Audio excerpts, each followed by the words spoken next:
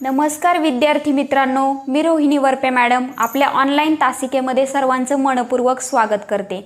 स्पर्धा परीक्षा कुठलीही असो, अगदी स्पर्धा परीक्षेमध्ये आपल्याला भरघोस यश मिळवून देणारा आणि पैकीच्या पैकी मार्क मिळवून देणारा विषय म्हणजे बुद्धिमत्ता हा विषय। आणि विद्यार्थी मित्रांनो, हा विषय मी तुम्हाला शिकवणार आहे। बुद्धिमत्ता या विषयाच्या बाबत काही विद्यार्थ्यांमध्ये अत्यंत अशी मानसिकता असते की मला ते जमेल का, मी ते करू शकेल का, अशा प्रकारची नकारात्मक भूमिका असते। तर विद्यार्थी मित्रांनो, अशा पद्धतीची नकारात्मक भूमिका न बाळगता आपण मी ते करू शकतो, मी ते करणारच, मी करणार नाही तर कोण करणार, yes I can do it, हो मी नक्कीच ते करू शकतो, अशा पद्धतीची जर आपण भूमिका मनामध्ये बाळगली तर विद्यार्थी मित्रांनो, यश नक्की तुमचंच आहे। चला तर मग विद्यार्थी मित्रांनो, अधिक वेळ वाया न घालवता आपण एक्झाम ओरिएंटेड म्हणजे परीक्षेच्या दृष्टिकोनातून जो महत्त्वाचा सिलेबस आहे तर तो आपण व्यवस्थित बघून घेऊया। आता बुद्धिमत्तेच्या सिलेबसमध्ये साधारणतः 15 ते 16 टॉपिक आपल्याला अभ्यासायचे आहेत। विद्यार्थी मित्रांनो, अगदी टेन्शन घ्यायचं नाही, 100% बिनधास्त राहायचं। अगदी तुमचा मार्क एकही मार्क कुठेही जाणार नाही, फक्त तुम्हाला आवश्यक आहे ते योग्य ते मार्गदर्शन, आणि ते मार्गदर्शन करायला मी अगदी तुमच्या सोबतच आहे। चला तर मग पहिल्या चॅप्टरचं आपण विश्लेषण बघूया। बुद्धिमत्तेमध्ये पहिला चॅप्टर आहे इंग्रजी वर्णमाला।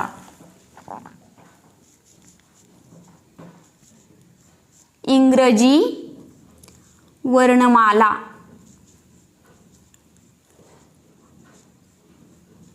आता हा जो इंग्रजी वर्णमाला हा जो टॉपिक आहे याच्यामध्ये याच्या अंडर बरेचसे सब टॉपिक येतात। तर ते सब टॉपिक साधारणतः 4 ते 5 सब टॉपिक आहे। मग त्या 4-5 सब टॉपिक वरती कोणत्याही एखाद्या सब टॉपिक वरती प्रश्न पडू शकतो। इंग्रजी वर्णमाला म्हटल्यानंतर A to Z पर्यंत जी इंग्रजी वर्णमाला आहे त्याच्यावरती आपल्याला प्रश्न विचारणार आहे। तर त्यातला सब टॉपिक जो आहे त्यातला नंबर A, क्रमिका पूर्ण करा। क्रमिका पूर्ण करा। आता क्रमिका पूर्ण करा म्हणजे काय, वर्णमालेचा क्रम दिलेला असेल आणि तो क्रम आपल्याला पूर्ण करायचा आहे। मध्ये एखादं पद त्यांनी गाळलेलं असेल आणि त्या ठिकाणी आपल्याला आवश्यक असलेलं पद भरायचं आहे, म्हणजे ते काय होणार आहे, आपली क्रमिका पूर्ण होणार आहे। आता आपण एखादं एक्झाम्पल बघूया। फॉर एक्झाम्पल,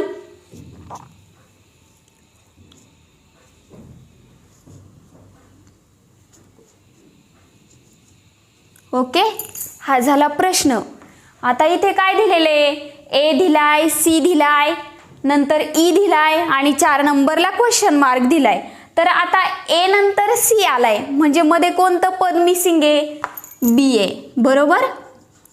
आता सी नंतर ई दिलाय, मध्ये कोणतं मिसिंग आहे, डी आहे, बरोबर। फरक कितीचा आहे, 1 चा फरक आहे। मग ई नंतर काय असेल, एफ असेल, आणि एफ नंतर काय येईल, जी येईल, म्हणजे उत्तर काय असेल तुमचं, जी, बरोबर।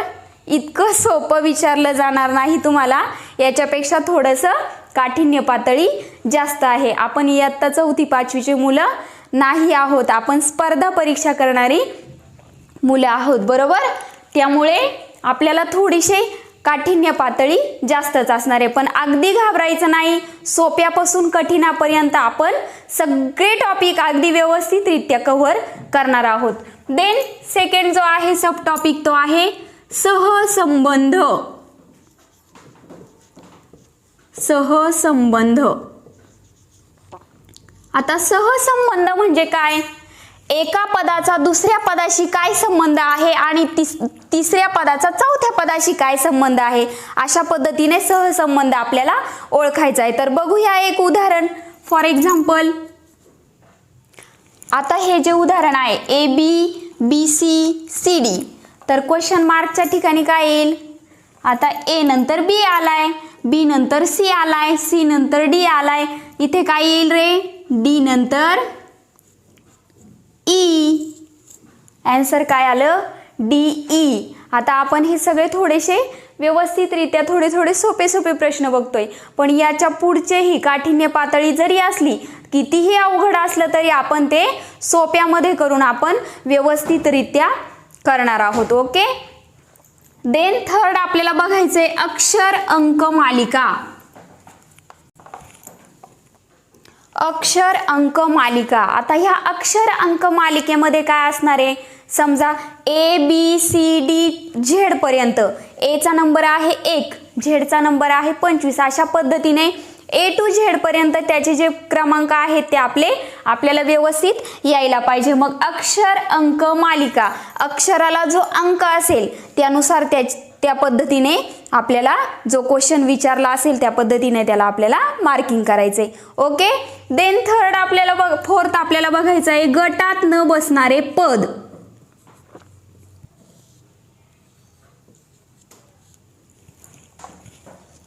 गटात न बसणारे पद. आता गटात न बसणारे पद म्हणजे गटात 4 पदापैकी एक पद वेगळं असेल की जे आपल्या गटात न बसणारा असेल. म्हणजे थोडक्यात काय म्हणायचंय, चुकीचे पद ओळखा. बरोबर. अशा पद्धतीने आपल्याला 4 पर्यायापैकी एक पर्याय आपल्याला वेगळा करायचा आहे, म्हणजे आपल्याला ते चुकीचं पद ओळखायचंय. ओके. देन फिफ्थ नंबर बघायचंय आपल्याला लयबद्ध अक्षरमाला. लयबद्ध अक्षरमाला.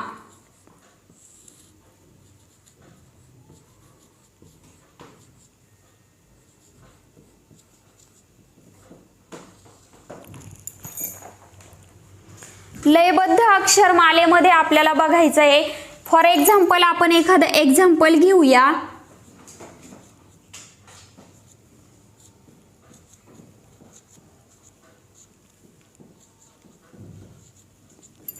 ओके. अशी एक लयबद्ध अक्षरमालेचं उदाहरण घेतलेलं आहे आपण. आता आपल्याला याच्यामध्ये काय करायचंय, संख्या मोजायची. बरोबर. 1 2 3 4 5 6 7 8 9 10 11 12. बरोबर. 12 तर आहे. मग आपण कितीचा गट पाडू शकतो, 3 चा पाडू शकतो का, पाडू शकतो. 3 चा पाडू शकतो, 4 चा पाडू शकतो. ओके. इथे आपण 4 चा गट पाडूया. 4 अक्षरांचा गट म्हणजे किती गट पडतील आपले, 3 गट पडतील. A dash C dash A B C dash A B C. बघा बरं किती सोपं आहे. एका खाली एक अक्षर आले की झालं आन्सर. ह्या लाईन मध्ये B आहे म्हणून इथे B लिहून टाकायचा, ह्या लाईन मध्ये A आहे म्हणून इथे A लिहून टाकायचा, आणि ह्या लाईन मध्ये A आहे म्हणून इथे A लिहून टाकायचा. आन्सर काय आलं, BAA. बघा बरं किती सोपं आहे. आणि कोण म्हणतं बुद्धिमत्ता अवघड आहे, सगळ्यांना जमणार, अगदी बिनधास्त राहायचं. ओके.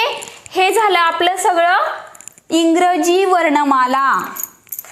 इंग्रजी वर्णमालेच्या अंडर आपल्याला इतके सारे टॉपिक अभ्यासायचे आहेत. देन सेकंड नंबर आपल्याला बघायचंय संख्यामाला. संख्यामाला. आता जसं इंग्रजी वर्णमालेमध्ये आपण सब टॉपिक अभ्यासले तसे आपल्याला संख्यामालेमध्ये पण अभ्यासायचे. मग त्याच्यामध्ये पहिला सब टॉपिक आहे क्रम. संख्येचा क्रम.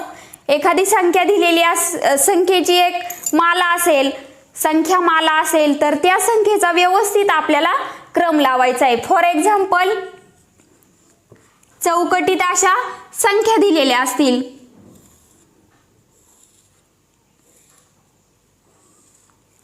बरोबर.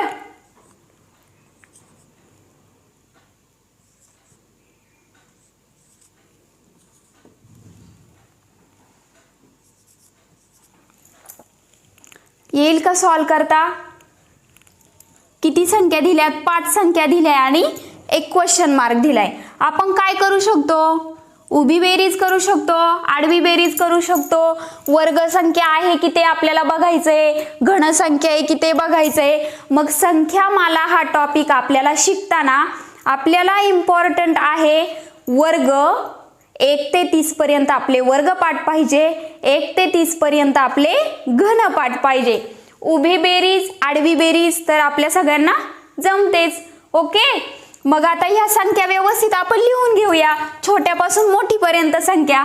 1, 4, 9, 16, 36 आणि एक पद कसं असणार आहे, मिसिंग असणार आहे. मग आता एक काय आहे, 1, 4, 9, 16, 36 ह्या काय आहेत रे, वर्ग संख्या आहे बरोबर. 1 चा वर्ग 1, 2 चा वर्ग 4, 3 चा वर्ग 9, 4 चा वर्ग 16, 36 कितीचा वर्ग आहे, 6 चा वर्ग आहे. मग मिसिंग पद कोणतं आहे, 5 चा वर्ग. 5 चा वर्ग किती आहे, 25. हे आलं तुमचं ॲन्सर बरोबर. बघा बरं किती सोपं आहे संख्यामाला पण. अगदी म्हणजे अगदी एकही मार्क जाणार नाही तुमचा. अशा पद्धतीने आपल्याला व्यवस्थित अभ्यास करायचा आहे आणि व्यवस्थित एक एक टॉपिक व्यवस्थितरित्या अभ्यासायचा आहे. देन सेकंड नंबर आहे आपला सहसंबंध. सहसंबंध. आता जसं तुम्हाला मगाशी सांगितलं, इंग्रजी वर्णमालेमध्ये जसा पहिल्या पदाचा संबंध दुसऱ्या पदाशी काय आहे, तिसऱ्या पदाचा संबंध चौथ्या पदाशी काय आहे, अशाच पद्धतीने फक्त काय असणार आहे, वरती अक्षर होते. आता इथे काय असणार आहे, संख्या मालिका आहे ना, मग त्याच्यामुळे काय असणार, संख्या असणार बरोबर. अशा पद्धतीने आपल्याला सहसंबंध पण अभ्यासायचा आहे. याच्यामध्ये तिसरा सब टॉपिक आहे गटात न बसणारे पद. गटात न बसणारे पद. मग आता गटात न बसणारे पद म्हणजे एक काय दिलेलं असेल तुम्हाला, 4 पर्याय दिलेले असतील.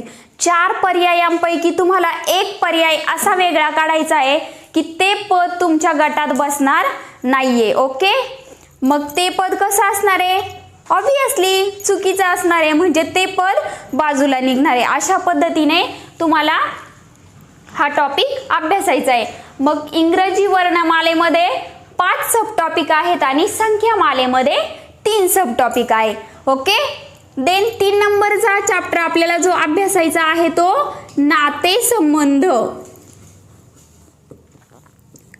नातेसंबंध. आता नातेसंबंध हा टॉपिक शक्यतो सर्वच जणांना सोपाच जातो, कारण नातेसंबंध आपल्याला अभ्यासताना आपल्याला जे नातेसंबंध अभ्यासायचे आहे किंवा सीमाच्या आत्याची मुलगी लागते, सीमाच्या आत्याची मुलगी मीनाची कोण, अशा पद्धतीचे प्रश्न आपल्याला अभ्यासायचे. मग त्यावेळेस आपण काय करायचं, स्वतःला ग्राह्य धरायचं, स्वतःला कन्सिडर करायचं, म्हणजे आपल्याला नातेसंबंध हा टॉपिक अगदी इझी जातो. ओके, देन त्याच्यानंतर आपल्याला बघायचंय सांकेतिक भाषा.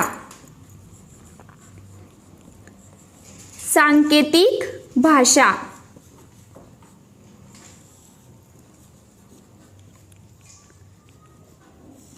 आता ही सांकेतिक भाषा अशा पद्धतीने आपल्याला हे करायचं आहे की सांकेतिक भाषा म्हणजे बेस्ट हा शब्द इंग्रजीमध्ये JMPT असा लिहितात, POT हा शब्द JMSP असा लिहितात, तर TOP टॉप हा शब्द कसा लिहितात अशा पद्धतीने. मग ते बरंच कॅन्सलेशन वगैरे जे सेम अक्षर आहेत त्यांचं कॅन्सलेशन करायचं, म्हणजे आपल्याला T बद्दल काय म्हणतात ते कळतंय, त्याच्यानंतर C बद्दल काय म्हणताय ते कळतंय, त्यालाच काय म्हणायचंय आपल्याला, सांकेतिक भाषा. जेव्हा आपण सांकेतिक भाषा हा चॅप्टर स्टार्ट करणार आहोत त्यावेळेस ते विस्तृत पद्धतीने मी तुम्हाला त्यावेळेस ते क्लिअर करून देईल, अगदी ट्रिकच्या माध्यमातून. अगदी म्हणजे अगदीच घाबरायचं काहीही कारण नाही. व्यवस्थितरित्या आपण एक एक टॉपिक व्यवस्थितरित्या अभ्यासणार आहोत. देन त्याच्यानंतर पाचवा चॅप्टर आहे आपला कोडिंग.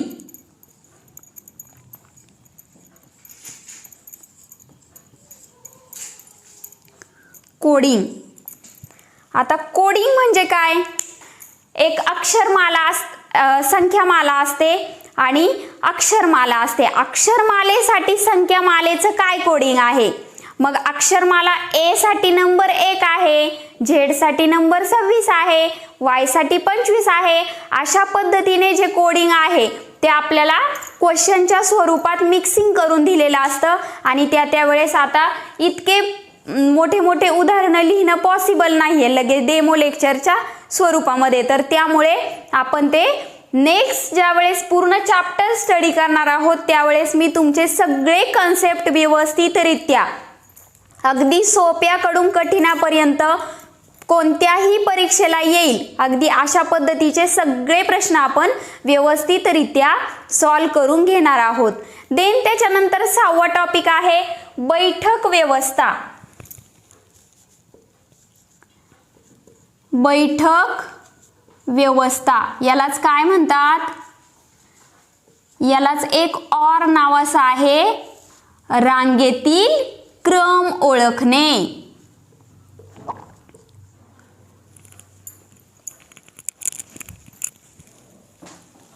याला नेक्स्ट टॉपिक आहे बैठक व्यवस्था रांगेतील क्रम ओळखणे. बैठक व्यवस्था त्यालाच म्हणतात रांगेतील क्रम ओळखणे.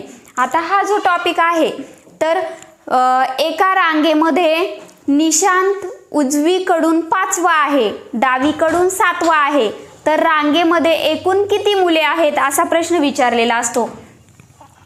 निशांत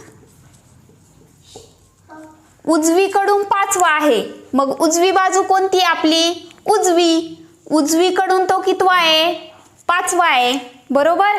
म्हणजे इकडून किती मुले आहेत 4 आणि डावीकडून कितवा आहे 7वा आहे म्हणजे इकडे किती मुले 6. मग सोपं आहे की 6 अधिक 5वा आणि 7वा तो एकच काउंट करायचा आहे. 5वा वेगळा आणि 7वा वेगळा काउंट करायचा नाही. 6 अधिक 1 अधिक 4 किती झाले 10 बरोबर. किती विद्यार्थी संख्या आहे 10. त्यानंतरचा टॉपिक आहे वेन आकृत्या आणि तर्क आणि अनुमान. हे थोडेसे चॅप्टर वेगवेगळे पण ते कंबाईन करून वेन आकृत्या आणि तर्क अनुमान एकत्रित करून व्यवस्थितरित्या आपण समजावून सांगणार आहोत. आता वेन आकृत्या याचं एक एक्झाम्पल आपण बघूया. फळ, सफरचंद आणि फूल. आता फळ, सफरचंद आणि फूल यावरून वेन आकृती कशी ड्रॉ करायची आपल्याला तर ते आपल्याला व्यवस्थितरित्या बघायचंय. मग आता फळ आहे, फळ ओके, एक गोल कशाचा दाखवलाय आपण फळाचा. सफरचंद काय आहे फळ आहे म्हणून सफरचंद कशामध्ये येणार आहे फळामध्ये येणार आहे. आणि फूल हे या दोघांपेक्षाही वेगळं आहे म्हणून फूल काय झालं वेगळं झालं. अशा पद्धतीने ही झाली वेन डायग्राम. आणि याला जोडून जो तर्क अनुमान हा जो टॉपिक येतो तर हा तर्क अनुमानामध्ये आपल्याला अनुमान दिलेलं असतं आणि तार्किकदृष्ट्या आपल्याला निष्कर्ष काढायचा असतो. 2 विधानं दिलेली असतात. सर्व काही बदके मोर आहेत, काही बदके मोर आहेत, काही मोर ससे आहेत, एकही ससा मोर नाही. मग आपल्याला तार्किकदृष्ट्या अशा पद्धतीने निष्कर्ष काढायचा असतो की विधान ए सत्य, विधान बी सत्य, विधान ए बी सत्य, विधान ए बी असत्य. ओके, अशा पद्धतीने आपण ते त्या वेळेस व्यवस्थितरित्या बघणार आहोत. देन आपला नेक्स्ट टॉपिक जो आहे प्रतिमा. आता प्रतिमा ह्या टॉपिक मध्ये आपल्याला आरशातील प्रतिमा आणि पाण्यातील प्रतिमा ह्या 2 प्रतिमा अभ्यासायच्या आहेत. फॉर एक्झाम्पल आपण आर काढला, आर पाण्यातील प्रतिमा खालच्या बाजूला दिसते आणि आरशातील प्रतिमा समोर दिसते. मग आता पाण्यातील प्रतिमा कशी दिसेल अशा पद्धतीने उलटी दिसते आणि आरशातील प्रतिमा कशी दिसेल अशा पद्धतीने. आहे ना सोपं बरोबर ना. आता हे जे इयत्ता 5वी 6वी 8वीचे स्कॉलरशिपचे मुलं जे असतात ते कशा पद्धतीने आम्ही त्यांना ट्रिक सांगतो की एक काचेची पट्टी घ्यायची, आर वरती ठेवायची आणि त्याच्यामुळे काय दिसतंय आपल्याला, प्रतिमा लगेच लक्षात येऊन जाते. पण आता आपल्यासारख्या स्पर्धा परीक्षा करणाऱ्या मुलांना ना पट्टी अवेलेबल असते, ना एक्झाम सेंटरवरती कोणती इन्स्ट्रुमेंट अवेलेबल असते. त्यासाठी आपण एक वेगळी टेक्निक सांगणार आहे, कागदाच्या घडीची. कागदाची घडी करून कागदाची घडी अशा पद्धतीने वरती फोल्ड करायची, व्यवस्थित अक्षर लिहून घ्यायचं आणि ती उलटी केल्यानंतर जी प्रतिमा उमटते ती पाण्यातील प्रतिमा असते. बरोबर. अशा पद्धतीने आपण प्रतिमा हा टॉपिक व्यवस्थितरित्या बघणार आहोत.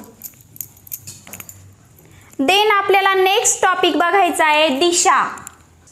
दिशा या चॅप्टर मध्ये आपल्याला मेन दिशा व्यवस्थितरित्या माहित पाहिजे. त्यासाठी एक ट्रिक आपल्याकडे आहे दिशा आणि उपदिशांसाठी. उद्या ईश्वराची पूजा आहे, दत्ताचा नैवेद्य पटकन वाटावा. बरोबर. उत्तर, दक्षिण, पूर्व, पश्चिम, आग्नेय, नैऋत्य, वायव्य, ईशान्य. अशा पद्धतीने ही ट्रिक आहे.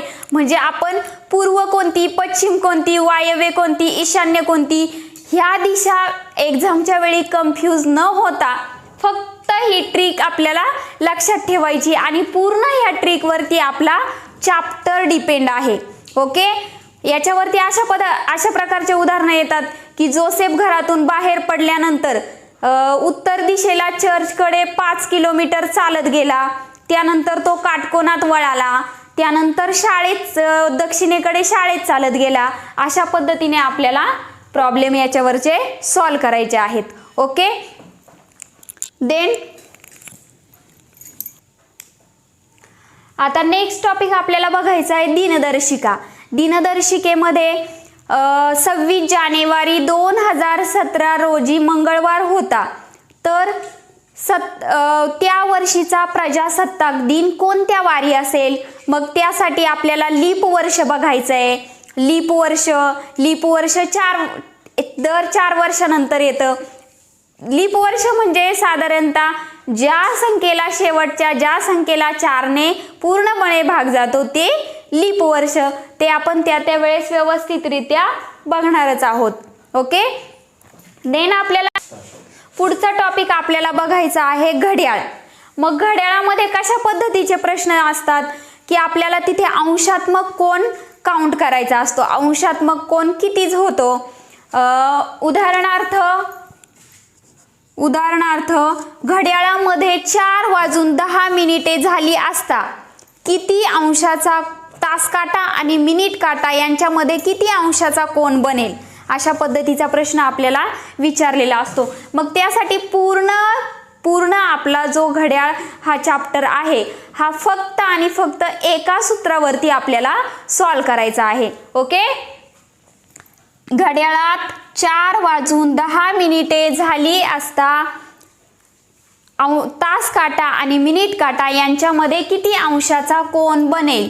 मग याच्यासाठी एक सूत्र आहे 11/2 गुणुले मिनिट वजा 30 गुणुले तास. आता हे 11/2 कुठून आलं, 30 कुठून आलं, कशा पद्धतीने आलं, तासानेच का गुणायचं, मिनिटानेच का गुणायचं, हे सगळे तुमचं जे कन्फ्युजन आहे ते सगळं मी घड्याळ हा चॅप्टर स्टार्ट केल्यानंतर सगळे कन्फ्युजन तुमचे कन्फ्युजन दूर करणार आहे. ओके. मग 11/2 गुणुले मिनिट. आता मिनिट किती आहे, 10 मिनिट आहे, म्हणून आपल्याला इथे 10 टाकावा लागेल. ओके. तास किती आहेत, 4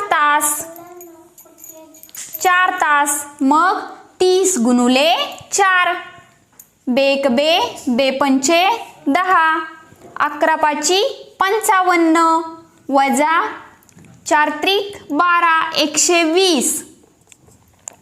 किती अंशाचा कोन बनला, 57 गेल्यानंतर ॲन्सर काय येईल 65 अंश. म्हणजे तास काटा आणि मिनिट काटा यांच्यामध्ये किती अंशाचा कोन बनेल? 65 अंशाचा कोन बनेल. अशा पद्धतीने आपल्याला घड्याळ हा चॅप्टर पूर्णपणे या एका सूत्रावरती अभ्यासायचा आहे. देन त्याच्यानंतर नेक्स्ट चॅप्टर आहे आकृत्या. एक्झाम मध्ये तुम्हाला एक आकृती दिलेली असेल. फॉर एक्झाम्पल एक त्रिकोण दिलेला असेल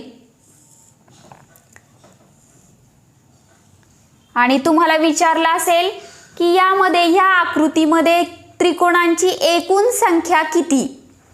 मग आता काय करायचं आहे आपल्याला? बेस पकडायचा आहे. किती रेषा आहेत? 1 2 3. हे झालं 3 बेस. मग हे जे 3 बेस आहे यांची बेरीज करायची आहे. 1 + 2 + 3 किती झालं टोटल? 6. म्हणजे त्रिकोणांची संख्या ह्या आकृतीमध्ये टोटल किती आहे?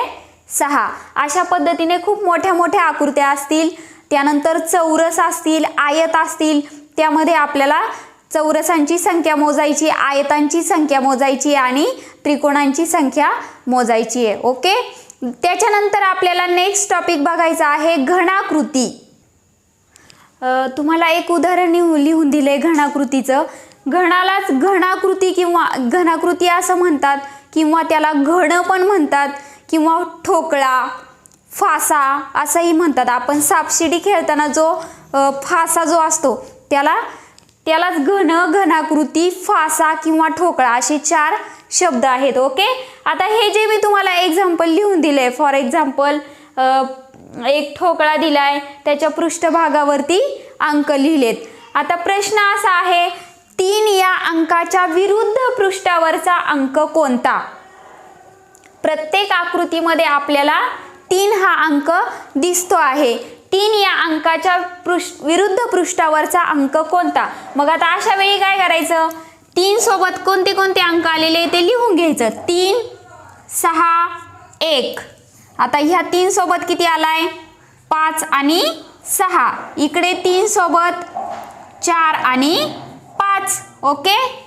मग आता 6 1 6 5 5 4 सगळ्या संख्या लिहून घ्यायच्या. 1 आलाय, नंतर 3 आलाय, नंतर 4 आलाय, 5, नंतर 6.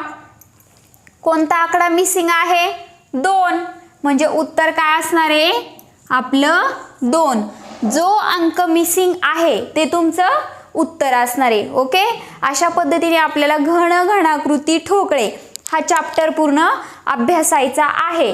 त्याच्यानंतर आपला 14 नंबरचा चॅप्टर आहे तो वयवारी.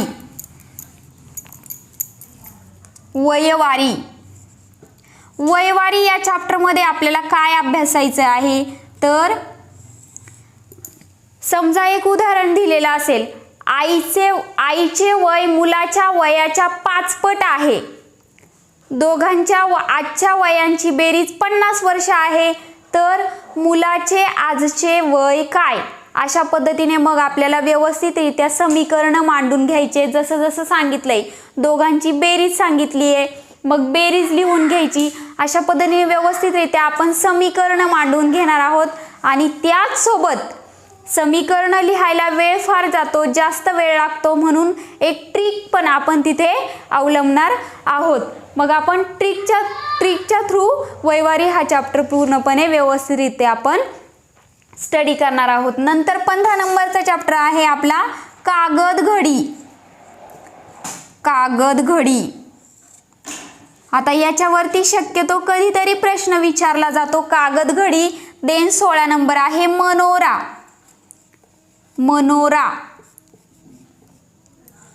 ह्या दोन टॉपिकच्या प्रश्नांची उत्तरं तिथल्या तिथंच असतात, पण आपल्याला ते व्यवस्थितरित्या सॉल्व करता आले पाहिजे. कागदघडी आणि मनोरा शक्यतो यावर जास्त प्रश्न हा विचारला जात नाही, पण चुकून समजा सपोज एखादा प्रश्न विचारला तर प्रॉब्लेम नको म्हणून आपण कागदघडी आणि मनोरा हे दोन्ही पण टॉपिक आपल्या सिलेबसमध्ये अभ्यासणार आहोत. ओके, अशा पद्धतीने हा झाला बुद्धिमत्तेचा टोटल सिलॅबस. या सिलॅबसच्या बाहेर एकही प्रश्न जाणार नाही. विद्यार्थी मित्रांनो, फक्त आणि फक्त आपल्याला ह्या 16 ते 16 टॉपिकचा व्यवस्थितरित्या अभ्यास करायचा आहे. तर त्यानंतर विद्यार्थी मित्रांनो, यश तुमचंच आहे. बुद्धिमत्ता या विषयाचा अभ्यास करताना मॅडम पुस्तक कोणतं वापरावं अशा बऱ्याचशा कमेंट येतात. तर बुद्धिमत्तेच्या अभ्यासासाठी पंढरीनाथ राणे सरांचं संपूर्ण बुद्धिमत्ता चाचणी हे पुस्तक सर्वांनी घ्यायचं आहे. आणि त्यामध्ये अगदी बेसिक टू ॲडव्हान्स जशा पद्धतीने मी जो चॅप्टर शिकविल, चॅप्टर शिकवल्यानंतर त्या पुस्तकामधले प्रॉब्लेम्स घेऊन व्यवस्थितरित्या सॉल्व करून जे कुठे काही प्रॉब्लेम येतील व्यवस्थितरित्या विचारल्यानंतर मीही त्यांचं निरसन करेल. अशा पद्धतीने आपण बुद्धिमत्तेचा व्यवस्थितरित्या अभ्यासक्रम करणार आहोत. विद्यार्थी मित्रांनो, जाता जाता तुम्हाला एक मोलाचा संदेश देऊ इच्छिते. विद्यार्थी मित्रांनो, जर आयुष्यामध्ये यशस्वी व्हायचं असेल ना, तर 3 गोष्टी अत्यंत महत्त्वाच्या आहेत. 3 गोष्टी लक्षात ठेवा. 1, स्वतःची वाट स्वतः निर्माण करा. 2, जी मुलं पायानं चालतात ती फक्त अंतर कापतात आणि जी मुलं डोक्यानं चालतात ती ध्येयापर्यंत पोहोचतात. सर्वात महत्त्वाची गोष्ट म्हणजे 3 नंबरची, आपल्या डोक्यात आणि आपल्या शेतात काय पिकतं यापेक्षा बाजारात काय विकतं हे ज्या विद्यार्थ्यांना कळतं तेच विद्यार्थी आयुष्यामध्ये यशस्वी होतात. विद्यार्थी मित्रांनो, चला तर मग मी आहेच तुम्हाला मार्गदर्शन करायला. अभ्यासाला लागायचं आहे तुम्हाला, ठीक आहे. ज्या पद्धतीनं मी मार्गदर्शन करेल, फक्त अभ्यासाची तयारी ठेवा. यश फक्त तुमचंच आहे. चला तर मग आज आपण इथेच थांबूया. धन्यवाद.